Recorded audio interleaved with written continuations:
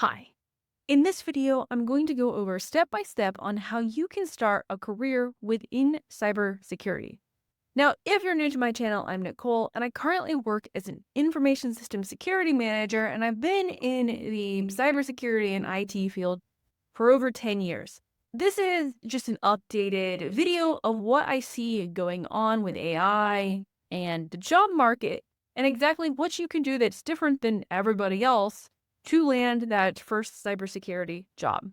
Let's get started. So, the first thing to keep in mind when I'm going through this is cybersecurity is a huge field, and I do go into the different domains later on in this video, but the word cybersecurity is really broad and general. What is the very first step when you're trying to start a cybersecurity career?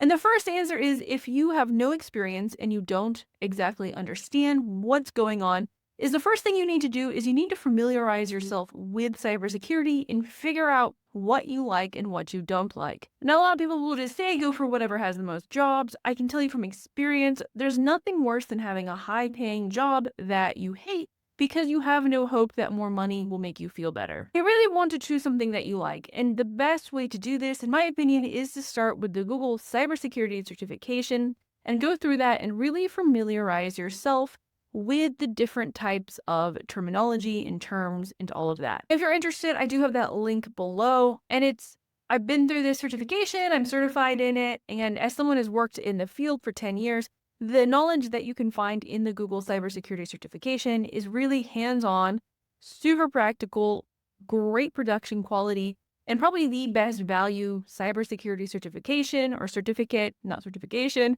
that you can get in 2026. They even have updated it with an AI portion, and I'm not sponsored by Coursera, but they do have a really good certification there. So once you go through that, you can get certified in the CompTIA Security Plus, and it comes with a 30% discount, which pays for the Google Cybersecurity Search. If you're interested, I do have a link below in the description, so you can get started right away. And once you go through that, you really want to write down what you liked and what you didn't like. And you really want to sit with what you liked and what you didn't like, and the feelings that arise. And I wish I had done this because a lot of things that I've done in my career, worked in engineering and help desk and networking and system administration. If I had just done that, I would have realized that I absolutely hated it. And I never would have gone for a job in that. And so this will save you years. Just by choosing something you like. The field is so big, you can find something that you like. Choose carefully here. So once you so some really common domains, and I would say if you break a security architecture down, the main domains are governance, risk, and compliance, and that's what I currently work in. This is my specialization. If you are interested, I do have tons of other governance, risk, and compliance videos. A lot of people think it's boring. I personally really like it because it is boring and it's not as stressful and fast-paced as some of the other ones I'm about to mention. The next one and really fast-growing one is identity access management. With the cloud becoming so big, identity access management is the perimeter. So really knowing this in depth is going to be a super valuable skill. The next one is databases and how to secure databases. The next one is security operations. These are like incident response, SOC analysts, and they're the front lines. And this is usually very stressful. Things like digital forensics is also lumped in here. I find security operations to be incredibly stressful and very tiring and super fast paced and very technical. So if that appeals to you, maybe you would like to do security operations. The next one is AI governance. Now, this kind of falls under governance, risk, and compliance. I just wanted to mention it because it is the fastest growing GRC role. Next one is application security. So most places have apps, and these apps need to be secure. And a lot of developers actually don't really like security. So a lot of the apps don't have that well of security put into place. If you really understand application security, this can 100% help you. Now, there's also networking security. So if you really enjoy networking and troubleshooting and how all of these systems work together, networking security is also in demand and it's not going anywhere, as oftentimes you need a physical person at this networking place. After figuring out what exactly most appeals to you is you really are going to want to find someone who's actually done it and doing it in the field.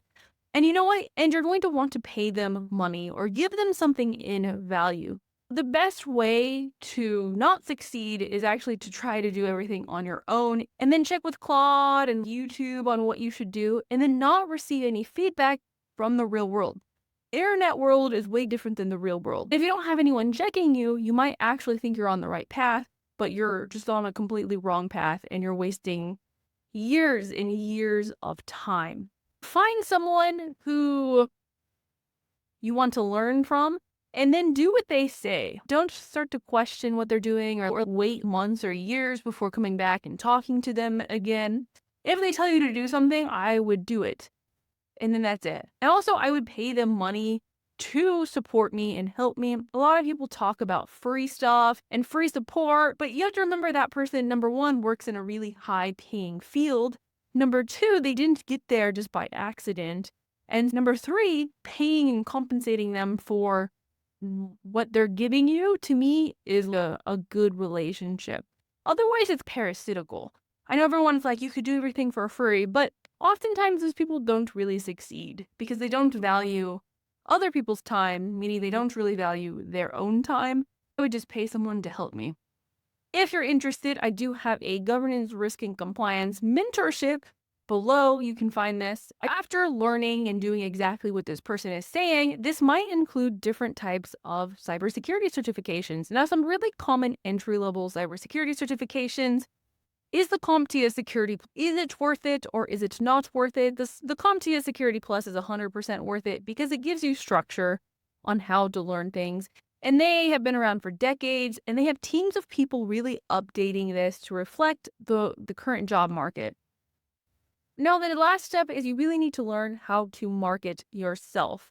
Marketing and sales is a really important skill that nobody really seems to know about, but you as an employee are part of the business world, whether or not you like it, and business rules do apply to you. And the first one is marketing and sales. So marketing is basically getting your skill set out to as many people as possible. There are many different ways to do this. Most common way is through a resume, but maybe be a little bit more creative. Maybe you could message people on LinkedIn and different managers at different places of these jobs that were being posted, and then send them a link to your YouTube channel or the projects that you created, or you see the description, see what they need, and then create a value validation project showing how your skills can help them with that need. To me, that'd be way more effective than just sending your resume out to many different people. So really getting to the core of what does this person actually mean, and then how do my skills help them?